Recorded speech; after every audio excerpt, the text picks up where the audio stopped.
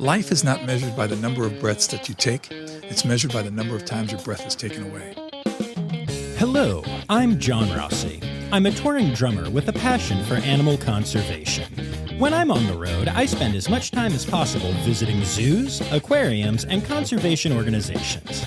Now, I want to share those places with you. I'll be talking to keepers, vets, conservationists, anyone who can help me in my mission of connecting my people to animals through their people. Join me on my Rossifari. Hello, hello, hello. Welcome back to the podcast with a new intro, a new vibe, but the same corny jokes. That's right, y'all. Today is the start of Season 2 of the Rossifari podcast. Now in HD. No, wait, it's a podcast. That's not a thing. See? Same show.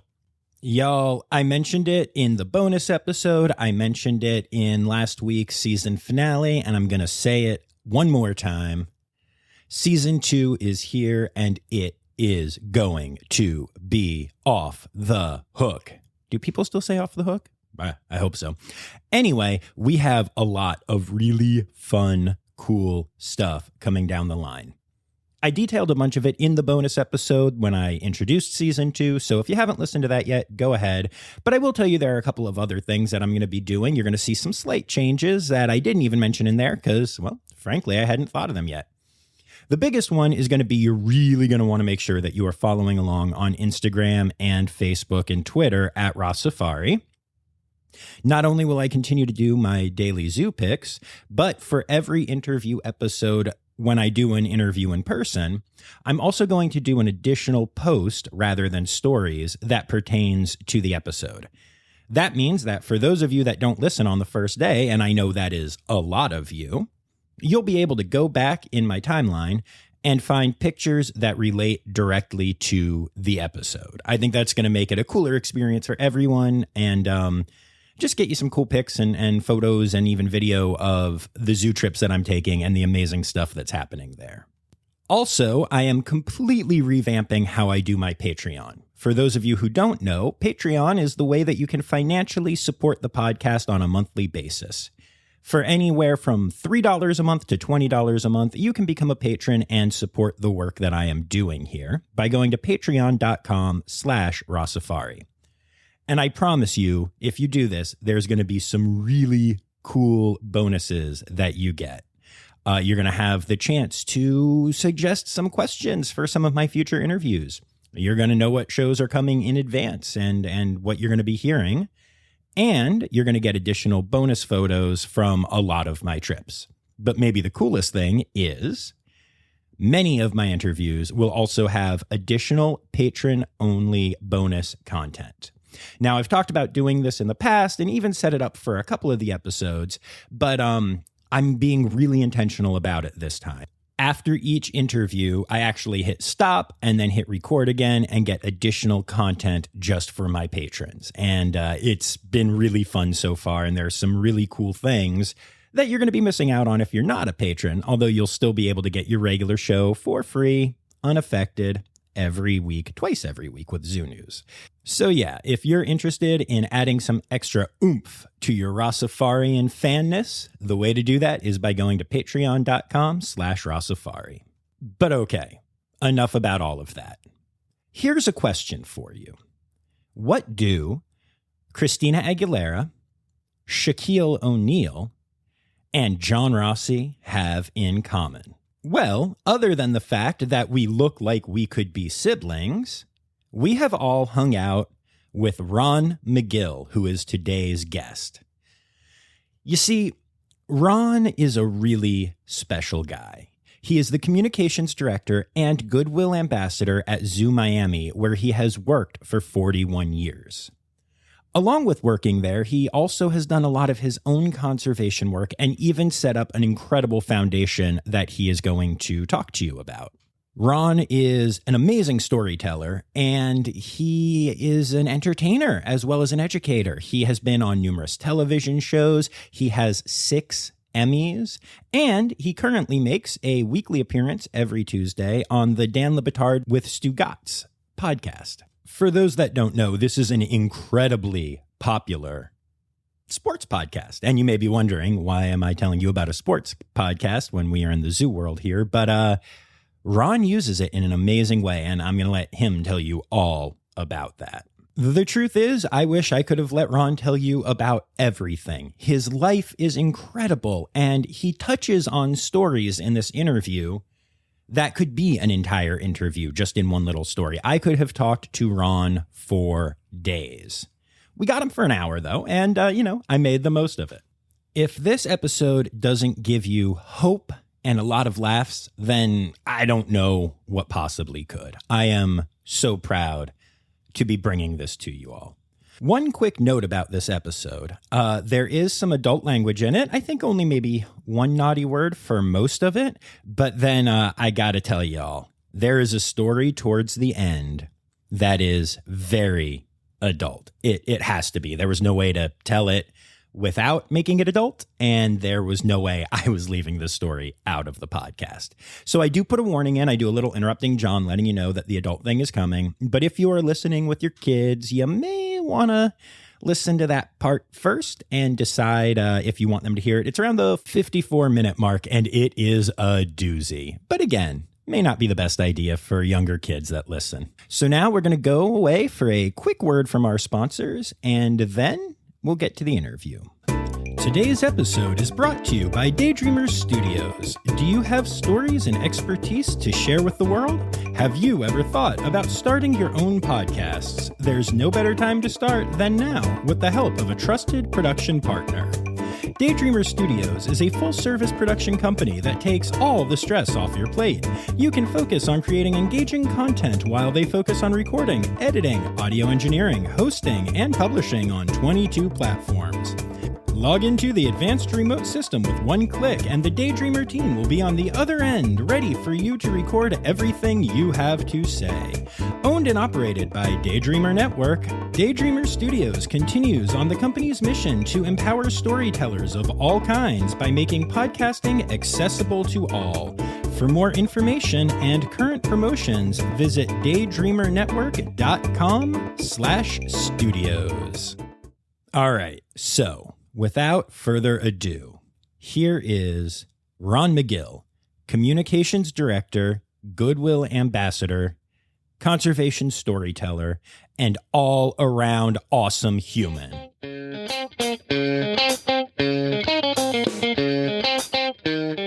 All right, so why don't we start off with you telling me who you are, where we are, and what you do here. Sure, I'm Ron Magill. We're at Zoo Miami, and I'm the communications director here now, Goodwill Ambassador. I've been here for 41 years. That's just amazing to me. And you're quite well known in the community and appreciated. And I'm excited to get into this a little bit with you. It's just I've been around a long time. I don't know about being well known, but it's age kind of grows on people, I guess, after a while. Fair.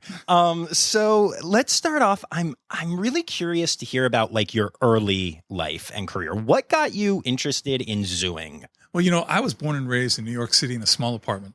My father was a Cuban immigrant. My mother is the daughter of a Colombian immigrant and a German immigrant. And the only exposure I had to any kind of exotic animals was when my mom would take me to the Bronx Zoo. And I remember going to the Bronx Zoo, and something happened to me now. Now, don't get me wrong. I was, when I talk to kids today, I tell them how lucky they are because you got this plethora of programming. You've got the Discovery Networks, National Geographic Channel, Animal Planet. When I was a kid, there was one show.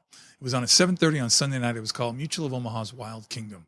And I would watch that show, and that was like church for me, man. I would go in there, and I would just, wow, man. All I had was a little 12-inch black and white television set growing up. That's all we had, see? So I'd watch that, and I'd say, my gosh, I want to know what that's like. But it wasn't until I got to the zoo, and I saw these animals face-to-face in color, in real life, that it planted a seed in me, a seed that just continued to grow into a passion to work with wildlife. So I understood that, my ultimate dream was to be able to travel to Africa, to travel to the Amazon, travel to the Arctic, to do these things, to see these animals in real life, but that the greatest stepping stone for that would be working in a zoo, at least to get that contact with these animals to work with that. So that was always a dream of mine, to work with animals. Again, going to the zoo. I even spent a lot of time at the American Museum of Natural History in New York, which is to me one of the greatest in the world. Absolutely. And I could spend entire days in there just going through all these animals. And it was great to see them, but I wanted to see them alive. Yeah, I've always struggled with that. I'm such an animal lover, and I think it's so important seeing the taxidermied species Absolutely. and everything, and the science behind it is great and is sound. But it always kind of makes me sad too. I love seeing the natural behaviors and movement and life. Absolutely, but it is, again, it's part of that fertilization, so to speak, of the love I had for wildlife, to be able to see it that way, and understanding, people. Like Teddy Roosevelt, these are all some of the greatest conservationists in the world. They actually were hunters that brought these animals and used kind of those taxidermied species as ambassadors to say, we've got to protect their natural home. Absolutely. Yeah. And I think that's so cool. And I think that's the same purpose now that a lot of zoos serve, because, to be clear, zoos did not always start off Absolutely as not. good things. Absolutely not. I mean, even when I started 41 years ago, zoos were not nearly what they are today. And I'd like to think it's, people in my generation who said, listen, we've got to change this. We can no longer have this horrible pacing animal in a concrete slab with bars all around it as an exhibit of the animal. Zoos today, what we try to do is at least good accredited zoos, they try to exhibit an environment. Because at the end of the day, if we don't save the habitat that these animals live in, there's no way that we're going to save the animals. And that's a thing that zoos are working on. They still need to improve on it, and we are constantly improving on it. But that is the direction in which good zoos go to. Right. Good zoos being the key there. And we talk about that a lot on the podcast. Right. But yeah, big fan of accreditation and all that stuff. So I'm so blown away. I haven't gotten to go through a lot of Zoo Miami yet. I got here. It's been raining. Welcome to tropical, subtropical Florida. Spent too long with tree kangaroos. No one is surprised by this. But I did notice the building, the conservation station. Conservation Action Center. Yes. The Conservation Action Center. I almost teared up when I was in there. Talk to my listeners about that. Tell them basically what we wanted to do, we wanted to give our guests an opportunity to go in, look at things and be inspired to say what they can do themselves to help with conservation. There's that old saying that conservation is, think locally, act globally. Well, you got to act locally too, especially here in South Florida. We are faced with so many challenges here. Invasive species. One of the highlights of that Conservation Action Center is this larger than life python that you can walk through, because the Burmese python's become the poster child for invasive species here in Florida. People realize how destructive the wrong animal in the wrong place at the wrong time can be to an environment.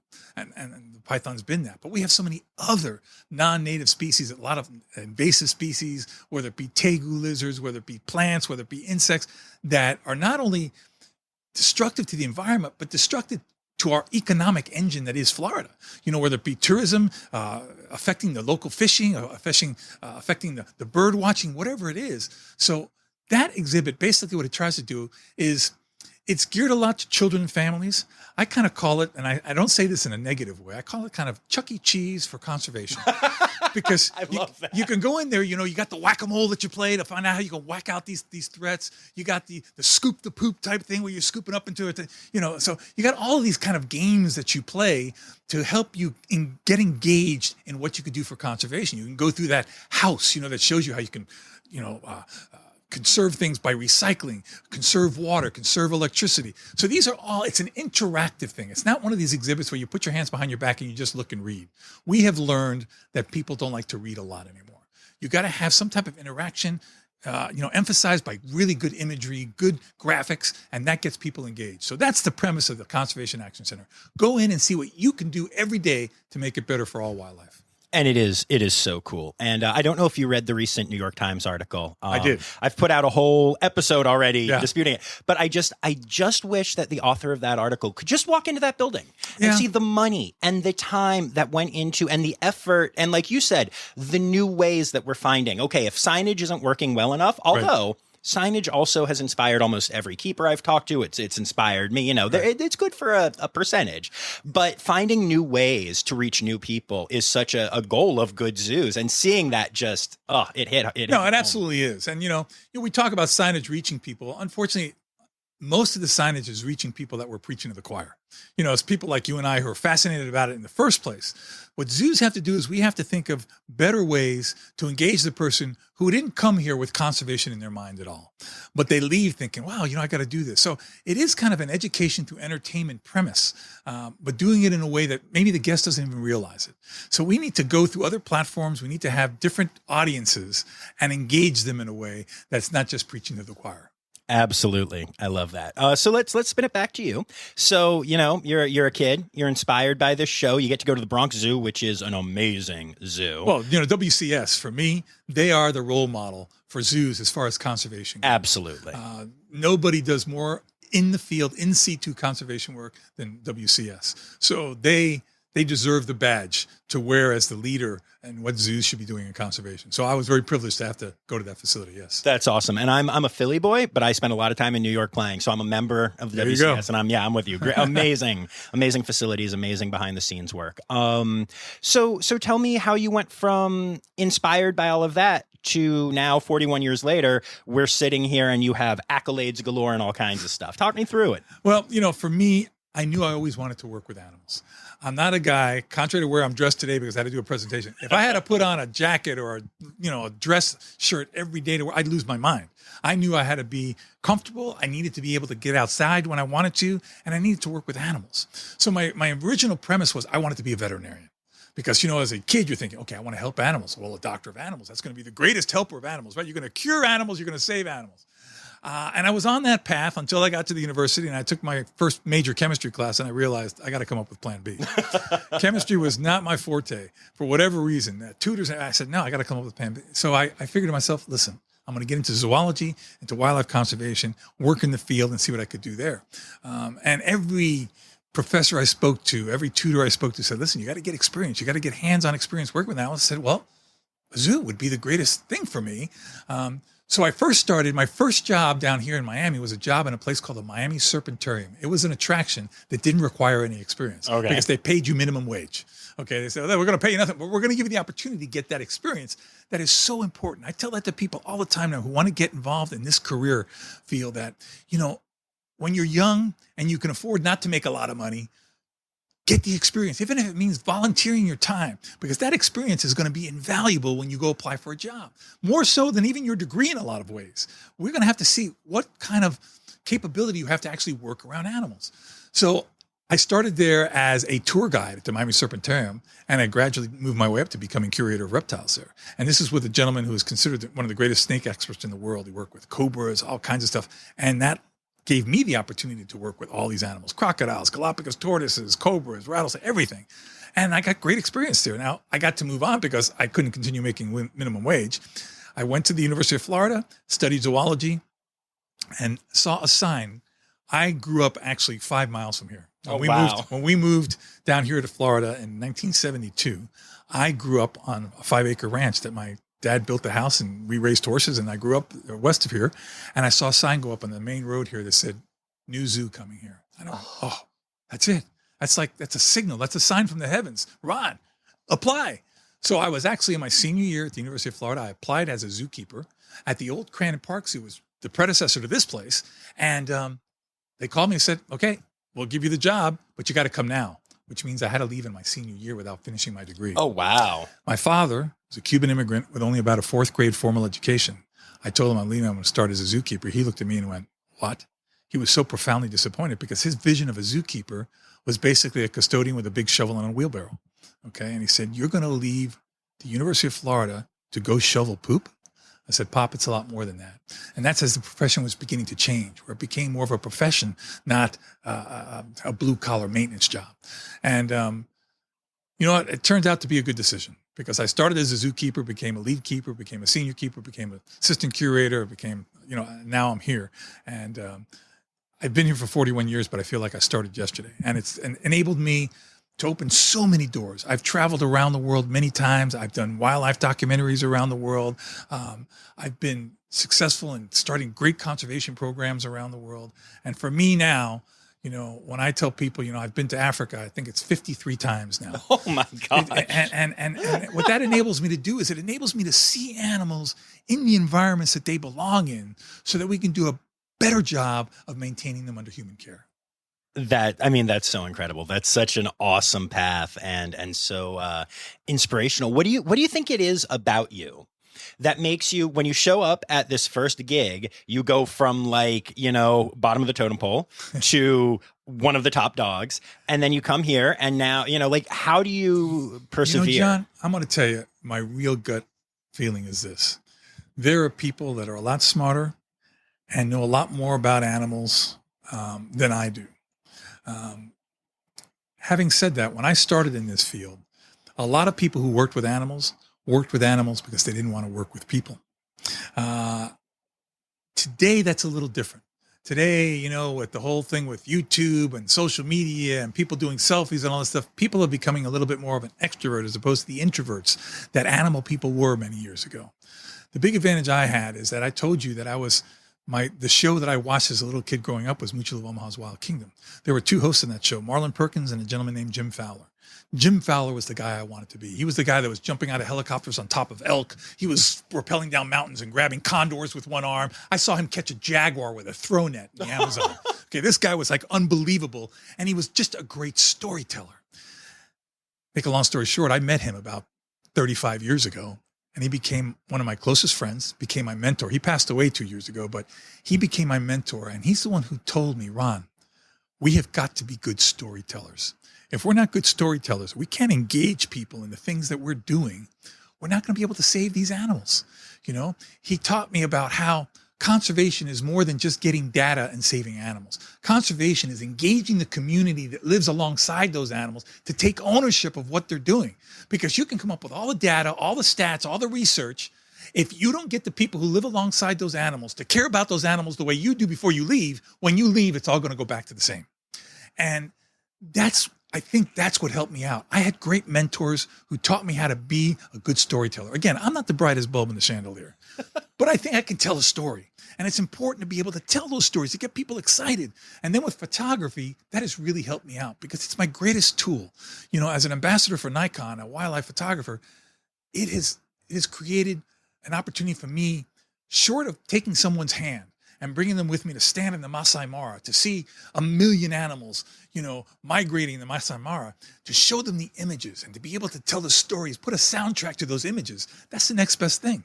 Because unfortunately, in today's world, all I'm seeing today is, people taking their phone and swiping. What's the next picture? Nobody's really reading all the way. That's a big word, but many people, especially today's youth, it's like instant gratification. Picture, subtitle, next. Mm-hmm. And I've learned, I think, a way to do that, and I've learned to connect people. Sometimes what we do also, John, is we as conservationists, zoologists, we take ourselves a little too seriously, and we've got to learn to lighten up a little bit. And I'll give you a classic example of that, where I've been able to raise a lot of money for conservation while engaging people into something. About 30 years ago, we used to have a lecture series here at the zoo where we'd bring in these great scientists that would come in. We'd say, look at this guy. He's been living in the Amazon by himself for 5 years. And look at this paper he just wrote. It's amazing. Let's fly him up so people come to listen to him lecture. It's a great idea, right? Okay, so we'll fly the guy up, and we did the big thing on our advertising. Come see Dr. So-and-so talk about this incredible work he's doing with jaguars in the wild. Get the guy on stage. He starts to talk, and you realize why he's been living by himself in the forest for 5 years. And this is not to speak badly of the person. He did incredible work. He was doing incredible work, getting incredible data, incredible information. But his ability to convey the story, to engage the public, was non-existent. People were just falling asleep because he was going, and we watched, and it took about 4 breaths a minute. And then it slept for about an hour. And I'm like, oh my God, give me some images. Give me something. Okay. So we did that several times, and it just, the reputation started to go, well, some of these people just aren't really good speakers, so We're not going to go see it anymore. So the director of the zoo came to me and said, Ron, you like to speak to people. Can you come up with something that's going to maybe invigorate this lecture series? I go, sir, I know what the people want to see. I'll do it for you. He goes, what is it? I go, I want to call it Sex and the Animal. I said sex with the animals first. I had to change the name for obvious reasons. But he goes, what are you talking about? I go, listen, sir, if you come into the zoo on any given day, and everybody in the zoo is in front of one exhibit, and they're all looking all over each other's shoulders, jumping up and down, I'll tell you what the animals are doing on exhibit, okay? They're having sex. The bottom line is I tell people all the time, you and I would not want to be caught dead in an adult bookstore because we'll get labeled. We'll get stereotyped, right? But if you're at a zoo, at a family institution, and something's going on in the exhibit that you find interesting, and you know very well what it is, you can look at it. And nobody's going to label you because you came to a family institution. It's the zoo's fault that those animals don't have any more privacy to their mind.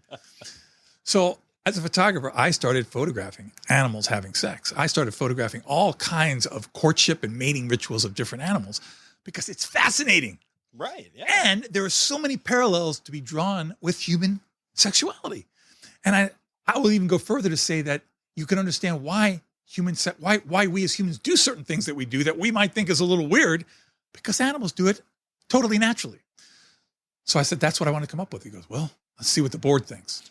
The board was absolutely, no way this is going to happen. This is a family institution. We're not going to be labeled as a perversion, blah, blah, blah, blah. I go, what are you talking about? Because one of the board members saw some of the images, and they're graphic images. I said, listen, I'm not going to do that. This talk is going to be for 21 and older. That's not going to be for kids, just 21 and older. She goes, this is nothing more than animal pornography, she called it. That's what she called it. Animal pornography. I go, this is an animal breeding in the wild. It's just, I'm not giving it. Nope. My director, thank goodness, said, you know what? Do it. Let's just do it. The South Florida media came out in droves because they thought I was going to first have sex with an animal on stage. And I quickly said, this is called Sex and the Animals. And I started showing the images. Make a long story short, it became the most successful presentation ever done in the zoo. I did it every Valentine's Day here for about 25 years. And finally I said, I'm done. I'm not doing it anymore because that's going to be on my gravestone. The guy who did Sex and the Animals. And I didn't want to have that label anymore. But when I first did it, the newspapers around here also contacted the AZA and said, what do you think about this? And the AZA backed away right away. They go, well, we don't really have a comment on it. No other zoos were doing anything. Well, then that talk got national, international publicity. And then all the zoos started doing a similar type of thing, romance at the zoo, whatever they called it. But it was basically Sex and the Animals. I kept it with Sex and the Animals because I told the board, I said, no, we're not changing. They wanted me to change. They wanted me to say, can we call it like breeding behavior of ungulates under human care? I go, no, that's your problem. We're calling it Sex and the Animals because the sex is what's going to sell it. Yeah, sex sells. And regardless. We did it, and it was a huge success. It still to this day is the single most successful presentation ever done at the zoo. Over the years, I've raised well over $100,000 for conservation just doing that talk. So, that's a classic example of where we have got to learn to lighten up. We've got to learn to understand who our audience is and have some fun. This is going to probably rankle some people when I say this, but after 41 years, I don't have much of a filter. We have got to stop worrying about what can only go wrong and start thinking about what can go right. We've got to stop having such a thin skin that everybody seems to get offended by something. And we've got to listen, you're never going to make everybody happy all of the time, but what is going to be the end result of what we're doing in the grand scheme of things? And I think that's going to help us with our success. Yeah, no, I agree 1,000%. I frequently advocate on the podcast for just more transparency and more openness, and just like you said, it's goofy. There's poop, Exactly. There's a reason we have the poop story on every episode, and it's not to be gross. It's natural, and it's hilarious, right. And it's the most popular part of the podcast. I have I have fans reach out to me who aren't zookeepers or anything, right, and literally will say, oh my God, I just had my Rossifari poop story because their dog pooped in a funny way, or their kid, or whatever. And I'm like, I'm getting random messages at 2 p.m. that somebody's kid pooped on them. Hey, whatever, I'm here for it. But and I think that's so important. I remember my freshman year of high school, we watched a video about tortoises having sex. Yeah. And the vocalizations. Exactly. Yeah. I still know what they sound like, sure, but I remember the first time that I was at the Maryland Zoo in Baltimore after that, and I heard that noise, and I grabbed my girlfriend's hand and said, oh my God, come on. I couldn't even see that there were tortoises there. I was like, come here, you got to see this. I tell people all the time. I do the sound. I do the sound when I do the presentation, like the Galapagos, that. And I said, well, now you know that sound. So when you hear it, you can smile because you know what's going on. Exactly. Oh, man, that's awesome. I love that attitude. So how did you get into the photography stuff? It was out of necessity. Okay. I was doing a lot of different conservation projects, and I was submitting papers for publication, and they'd say, listen, we need some pictures to go with this. We're a magazine, and people do like to read, but they got to see pictures. Well, I didn't know anything about it. So I called the stock agencies, and I said, no, I need a stock photograph of a cheetah doing this, or a harpy eagle doing this. And they said, oh yeah, here we got it. I go, well, how much is that? And they tell me the price. I went, what? what? I go, I'm a zookeeper. I can't afford that. And I started saying to myself, you know what? I'm just going to buy a camera and I want to try to teach myself. And I started like buying the photography magazines that had all the little, this was before YouTube and all this stuff that I have now, and I just started kind of teaching myself to take pictures. And one of the things that they do in a lot of these photog magazines is they have these contests that you can enter.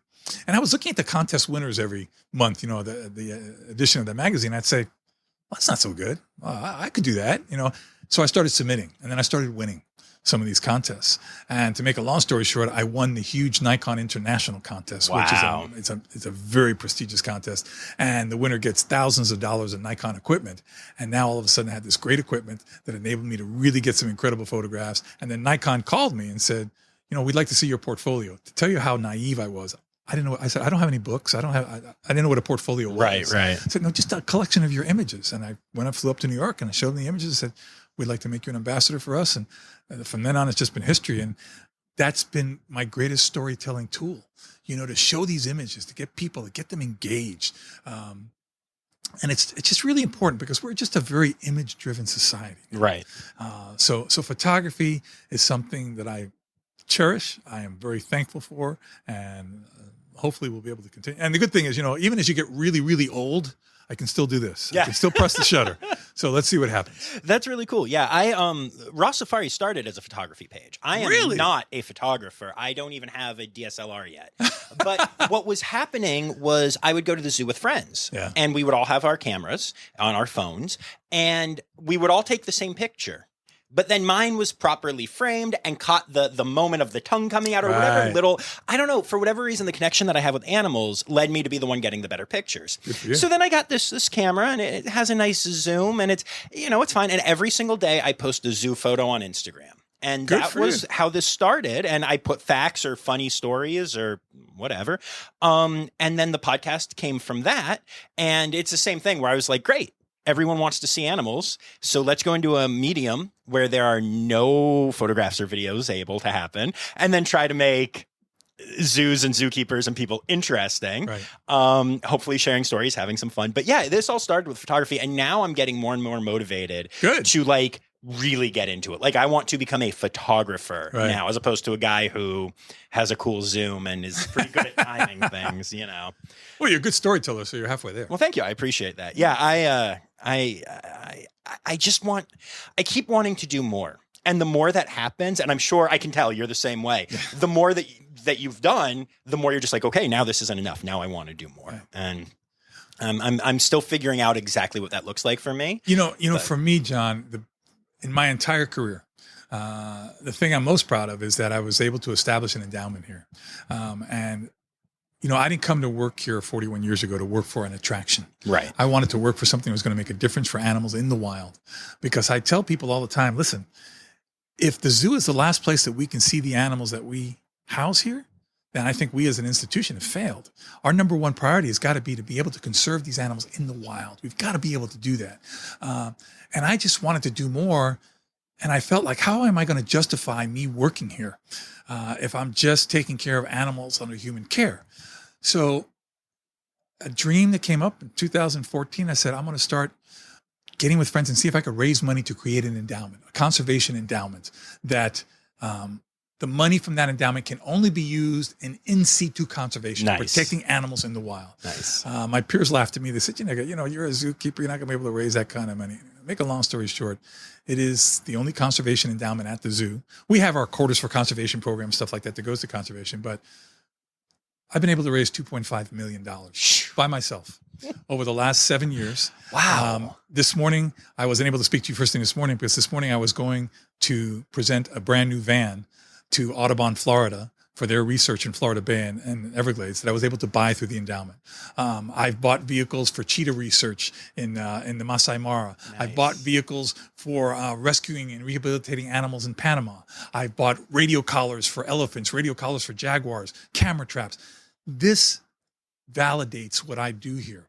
And this is the type of stuff that validates what zoos do because they have to be able to support that in the wild. We we can no longer, spend millions of dollars on exhibits if we're not going to make a profound commitment to protect the animals we choose to put on those exhibits in the wild.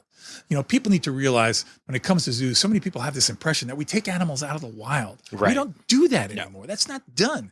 The only time it's done is to save a particular individual or to save a species. Okay. But this misconception that we're ripping animals out of the wild doesn't happen. And it's awful that people think that. But we're somewhat to blame because that's how it started. Right. So we have to work harder in making people understand what we're really doing now, the things that are happening in the wild because of the work of zoos. And quite frankly, zoos have to continue to improve on that. We can't just say, well, this is what we do. We have to keep on demonstrating more and more how we're doing it better and better. Well, let me ask you something then. Why do you think that more zoos don't focus on that? Because I talk to people all around this country, and every time the people are so damn proud of the conservation work that's happening behind the scenes, but they also almost seem to be proud of the fact that it's behind the scenes. Like, John, I'm going to let you in, and your listeners, you get to come in on a little secret here. Right. What? Shout that from the rooftops. I've been fighting that battle for years here, in the sense that, we opened a multi-million-dollar exhibit, and of course it went over budget like many of these exhibits do.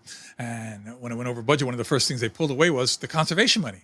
And I said, why are you pulling the conservation? Why don't you just make the exhibit a little smaller? Well, because if we don't have this major exhibit, nobody's going to come to visit, because that's, we need to have that gate to fund the things that we need to do. I go, listen, I think you're underestimating the public. I think if the public saw that we still had a pretty decent exhibit, but we took the money and used it for conservation, it justifies coming to support the exhibit, you see. So that mentality is starting to change. I think that pendulum is starting to change a bit now. The zoos are starting to understand. Some zoos like Wildlife Conservation Society, Columbus, Cincinnati, they do tremendous work in conservation. Zoos now have to follow that lead. They have to continue to follow that lead. And I think they're going that way. And at the end of the day, they're going to have to go that way, John, because, there's an old saying that says when the people lead, the leaders will follow. And, society is not going to tolerate millions of dollars in bricks and mortar unless you're making a similar type of investment in protecting them in the wild. Absolutely. And I think I'm starting to see that more zoos are having a position like director of conservation. Right.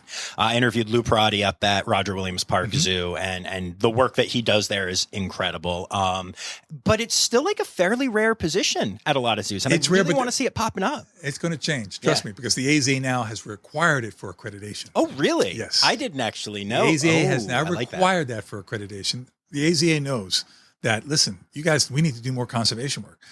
So they have required now that you have a conservation department in your zoo for future accreditation. So people who might have just gotten accredited, they got 5 years. Okay, we get accredited every 5 years. Right. And we got to keep it up. So, and people who are up for accreditation, if they don't have it, their accreditation is going to be passed on to another vote. So that's a good thing. That's a real good thing. I didn't know that. Yes, That's it is now a requirement cool. for accreditation that you have a conservation department. Excellent. Very cool. What do you think about just in general, like the education departments, zoo camps, all that kind of stuff? Talk to that. God, I think it's so important to engage kids, especially. That's what zoo camp is. I didn't have a zoo camp when I was a kid. I would have died to gone to a zoo camp. Same. So to see these kids come out, to have a zoo as your camp, it's just phenomenal. You get the kids say, what we're going to do for zoo camp today? We're going to go visit the tigers. Let's go feed a giraffe. Let's go do this. There's an old saying that says, in the end, we protect what we love what we understand, and we understand what we're taught. The zoo's role is to teach these kids, especially those opportunities in camps, to plant that seed so that we know when these kids get older, they're going to make the right decision when it comes to conservation. There's another old saying. I'm full of old sayings, so you tell me to shut up when you get tired. That you can't teach an old dog new tricks. Right. When I was growing up, nobody heard about recycling. I drove the biggest, baddest gas guzzler in the world. I think got -7 miles to the gallon because it was a hot rod, but it was cool. I bet it was. But you drive a car like that today, you're going to get dirty looks. Why? Because mentality's changed. Now, I'm a father, you see, and I may think one way, but there's nothing more important to me than my kids. If it becomes important to my kids, I see the passion in my kids, it's going to become important to me. So I take a little extra to that saying, you can't teach an old dog new tricks, but you can teach the puppies. And those puppies will teach the old dogs.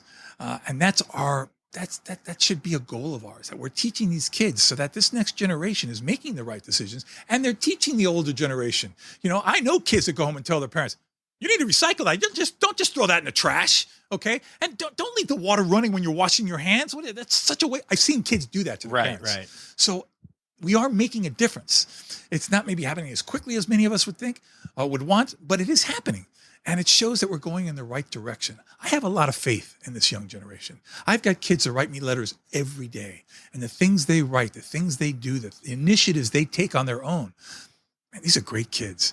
Unfortunately, we hear too much about the bad. We don't hear enough about the good. Right. But the good far outweighs the bad. That's awesome. And I'm going to take this moment to brag on my son for a second. There you go. He's 6, almost 7, and his name is Miles.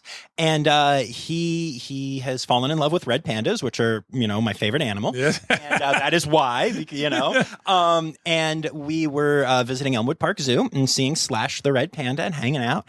And this kid and dad came up. And like you will hear all the time, the kid goes, oh, that's so cute. We should get one as a pet.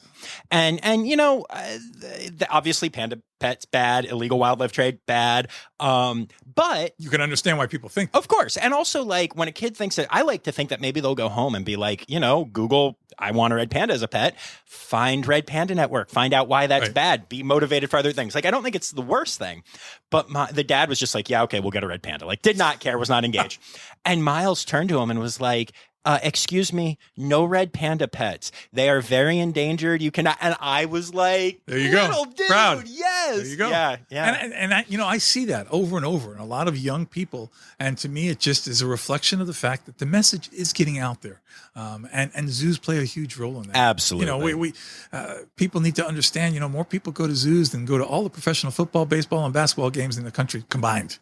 Okay. So we have a huge audience. We just have to do a better job of engaging that audience on the right message.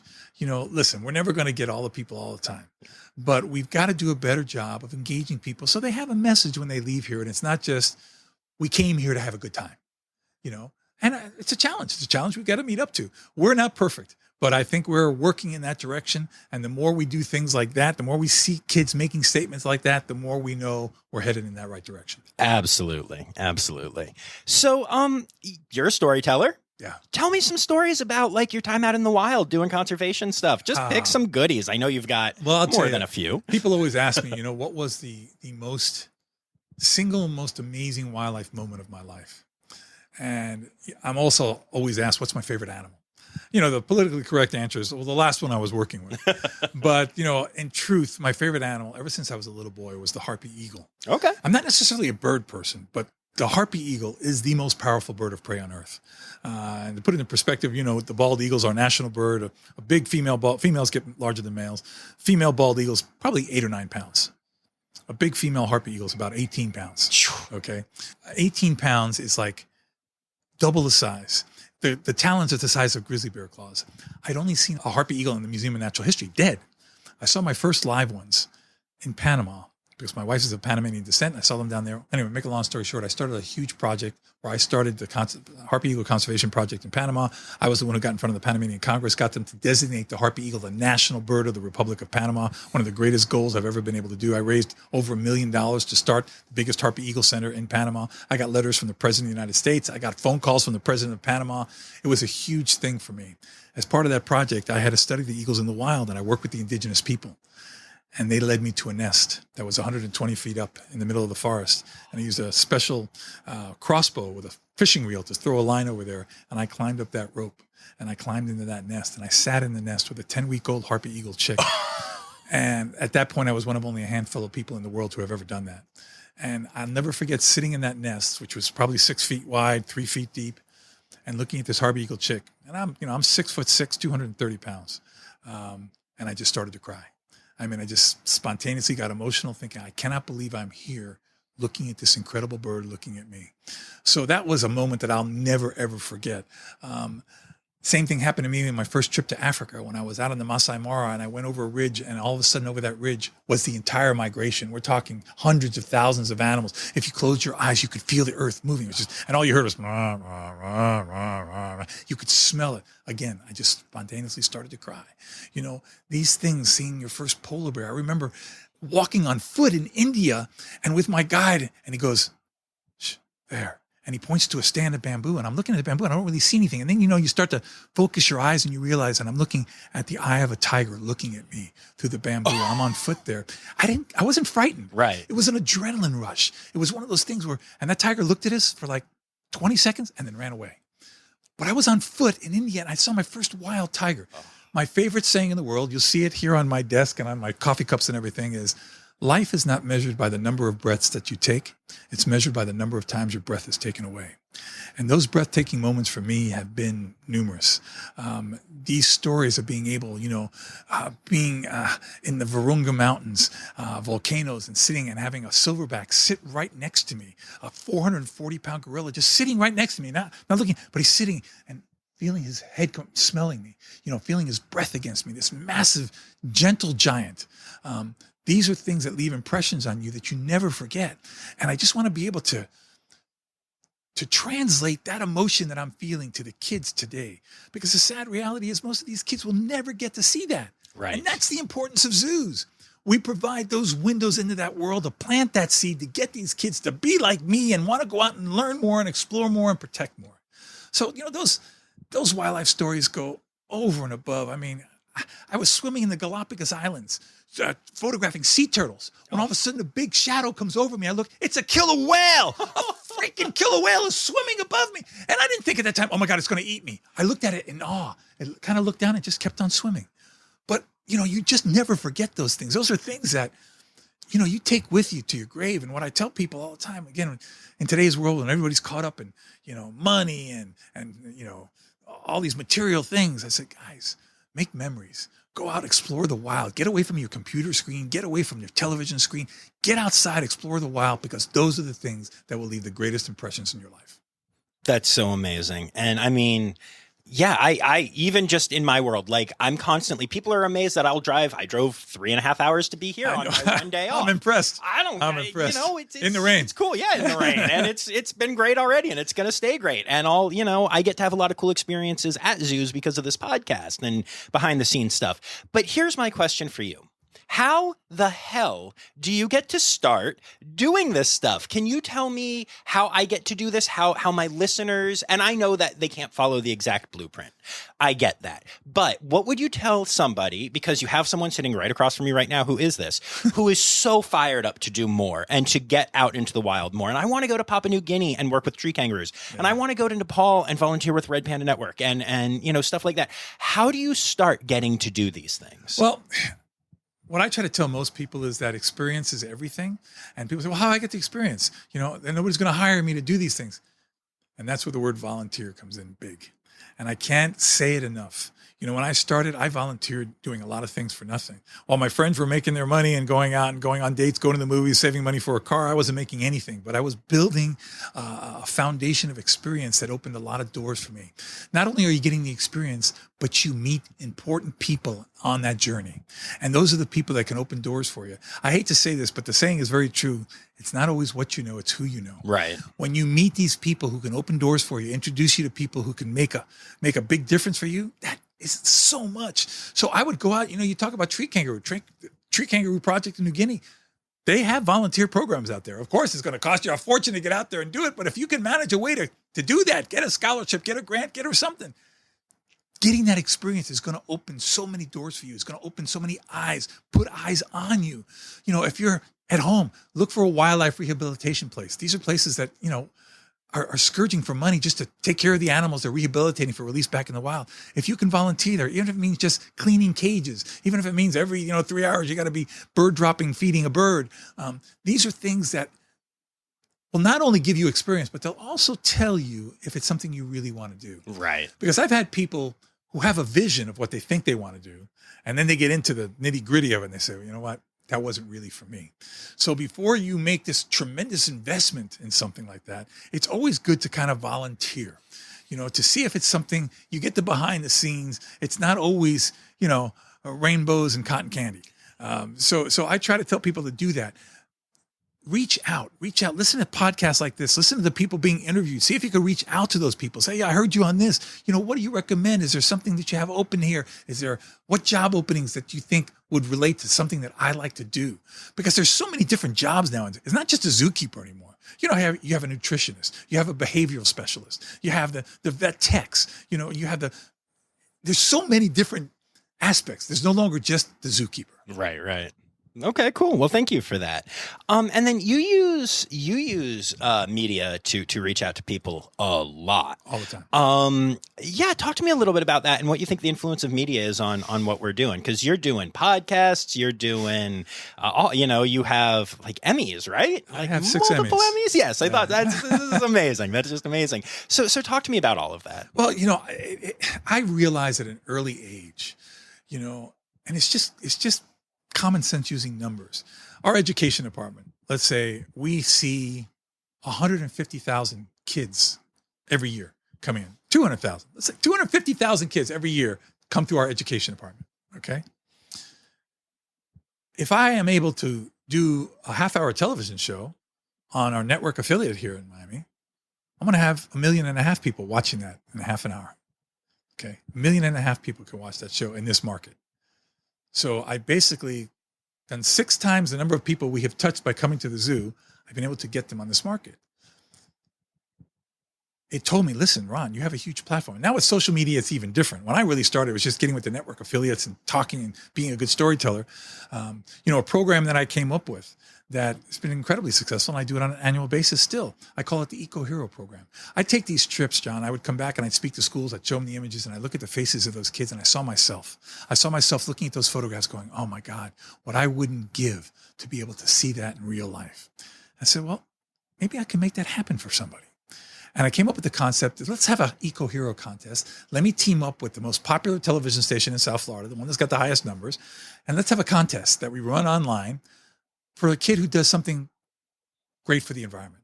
Start a butterfly garden, start a recycling program, whatever it is, beach cleanup, whatever it is.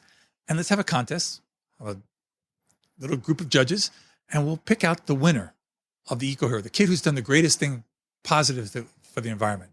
And that kid, I'm going to bring to some incredible destination in the world. And the television station from that, a television crew from that station is going to follow me. And we're going to make a half-hour documentary from it. And that's how it started. The first one started with Dream. It was called Dreams of Africa.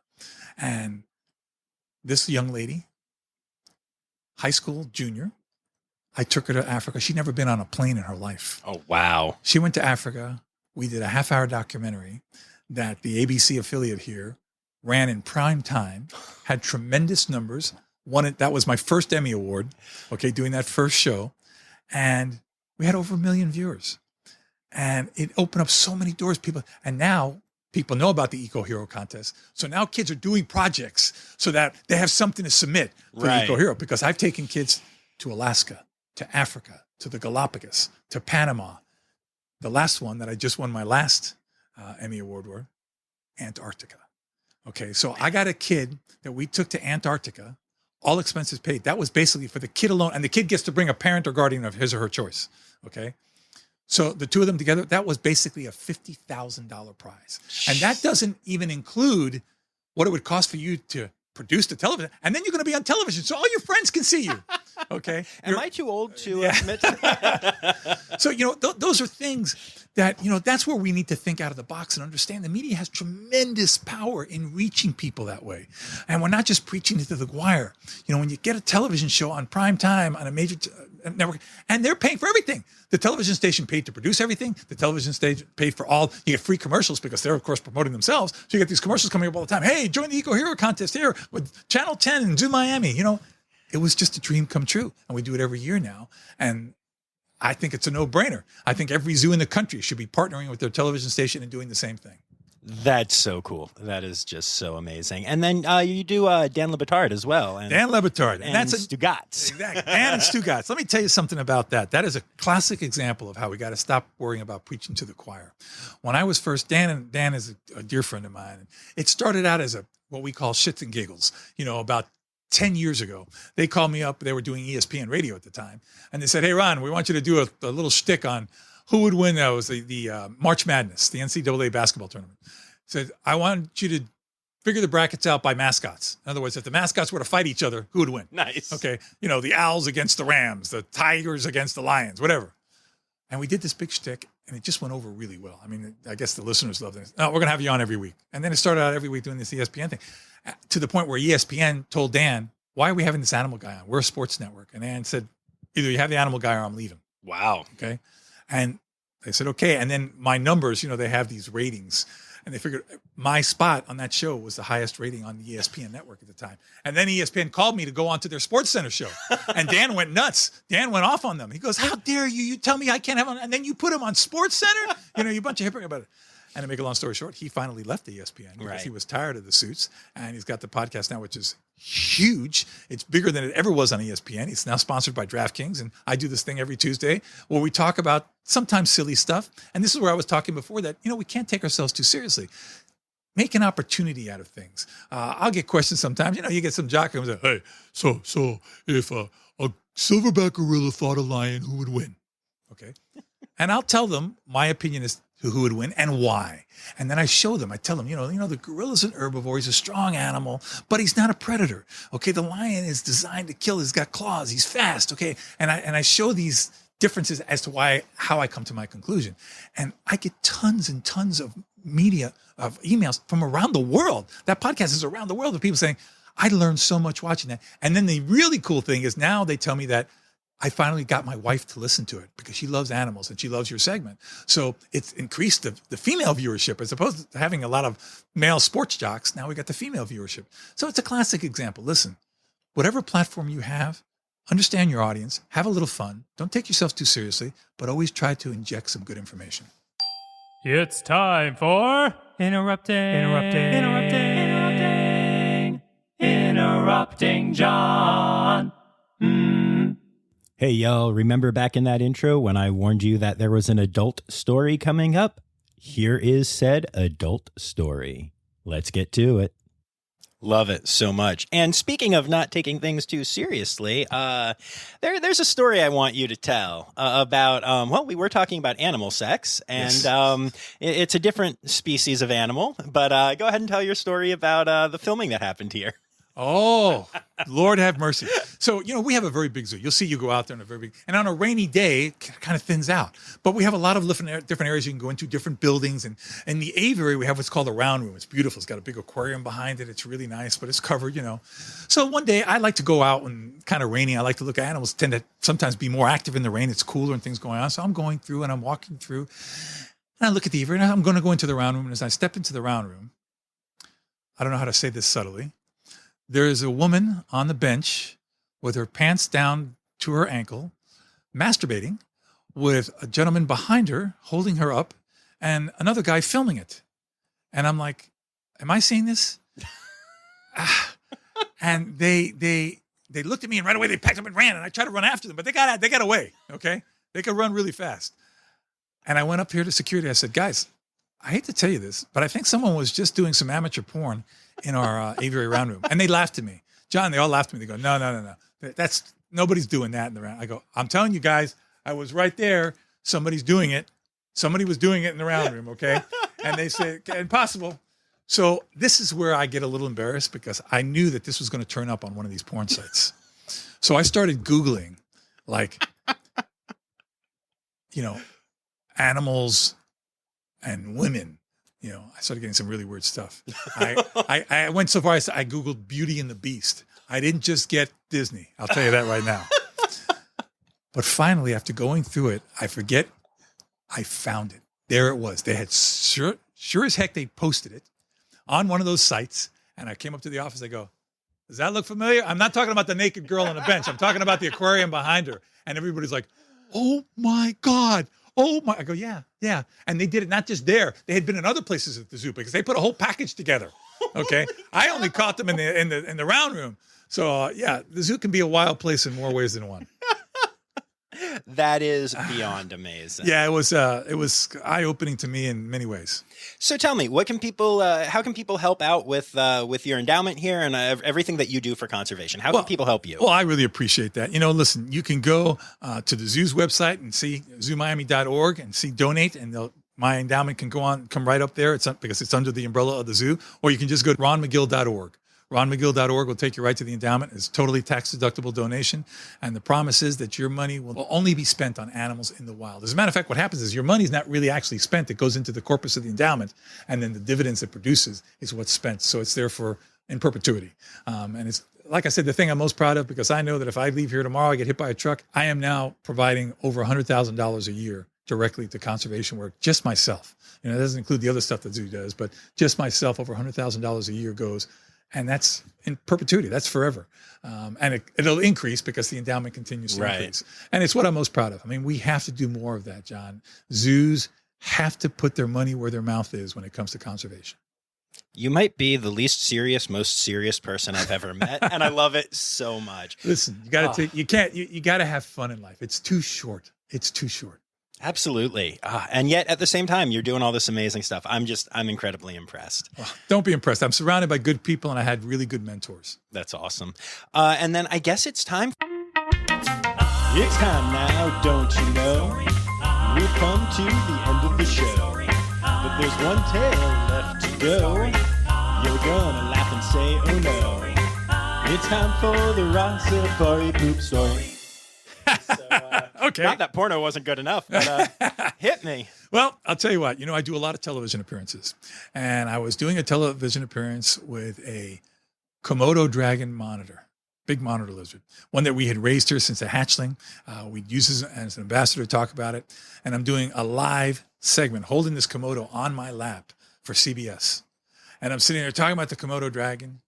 And all of a sudden, I felt his tail get tight and erect. I said, uh-oh, here it comes. And it was a blowout. I mean, all over me. I'm wearing this beautiful light tan shirt that is all colors of brown and red and white. And it's all. And what people don't understand is the smell of Komodo dragon feces is the most instantaneously gag-causing reflex smell you'll ever have in your life. I have smelled a lot of horrible things, but that was one of those things, you throwing up a little bit in your mouth.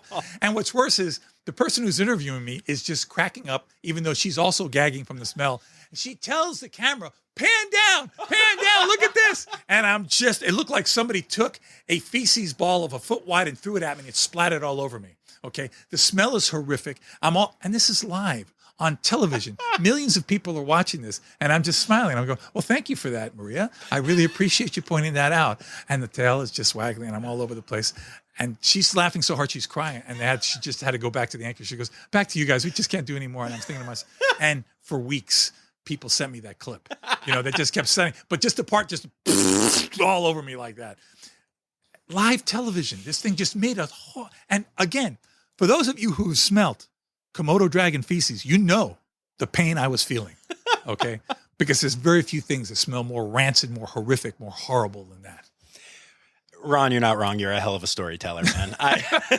It was god awful. It was just awful. Oh man, I bet. Well, thank you so much for doing this. This has been a blast. It's my pleasure. Thank you for taking the time, driving 3.5 hours in the rain and coming out here and taking the time to talk to us about it. Absolutely.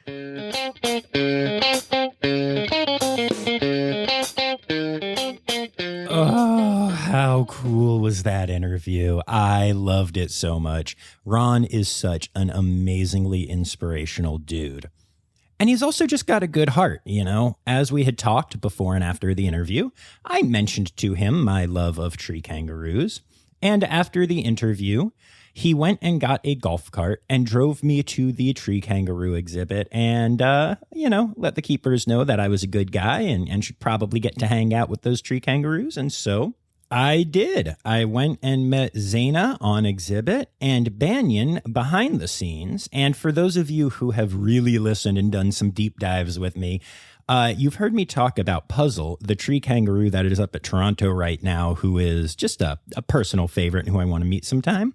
Well, Banyan is Puzzle's daddy, and that was just incredible. And yes, I realize that I sound like even a bigger nerd than just, a guy who has a conservation science podcast talking about zoos. But hey, I don't care. It's amazing. Banyan was amazing. Zaina was amazing. Ron Magill was amazing. I like the word amazing.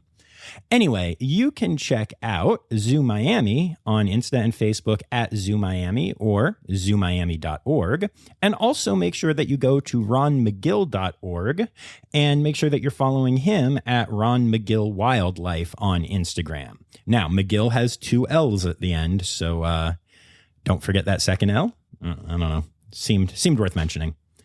Anyway, thank you so much for being here for the start of season 2. I cannot wait to bring you a lot of the cool interviews that I have done down in Florida and at some other places. And remember, y'all, season 2 credits backwards is Steiderk Oit Noseus. The Rossifari podcast is produced, hosted, and engineered by John Rossi. Editing and fact-checking by John and Dr. Zoe Vesley Gross. Our theme song is Sevens by Nathan Burke, performed by Nathan and John. Interrupting John theme and additional voices by Taylor Isaac Gray. You can reach John directly on Instagram and Facebook at Rossifari or by email at rossifaripod@gmail.com. Rossifari is part of the Daydreamer Media Network.